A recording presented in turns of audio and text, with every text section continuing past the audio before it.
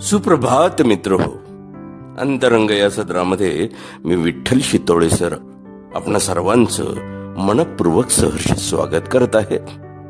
खर तर मंडळी, आज बऱ्याचशा गोष्टी आपल्यापासून दूर गेलेल्या आहेत आणि म्हणून या सगळ्यांना एकत्रित आणण्यासाठी पुन्हा त्या जुन्या दिवसांची, त्या जुन्या व्यक्तींची, त्या जुन्या घटकांची आपल्याला आठवण आल्याखेरीज राहत नाही. आज एक शिंपी पाहिजे जो एकमेकांची तुटलेली नाती शिवू शकेल. एक इलेक्ट्रिशियन पाहिजे जो एकमेकांशी न बोलणाऱ्या दोन व्यक्तींमध्ये पुन्हा एकदा कनेक्शन जोडून देईल.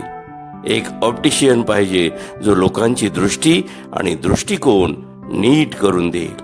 एक कलाकार पाहिजे जो प्रत्येकाच्या चेहऱ्यावर स्मित हास्याच्या रेषा रेखाटू शकेल. एक बांधकाम कामगार पाहिजे जो दोन शेजाऱ्यांमध्ये उत्तम सेतू उभारू शकेल. एक माळी काका पाहिजे जे चांगल्या विचारांचं रोपण करू शकतील. एक प्लंबर पाहिजे जो तुंबलेल्या मनांना मोकळं करू शकेल. एक शास्त्रज्ञ पाहिजे जो एकमेकांबद्दलची ओढ शोधू शकेल.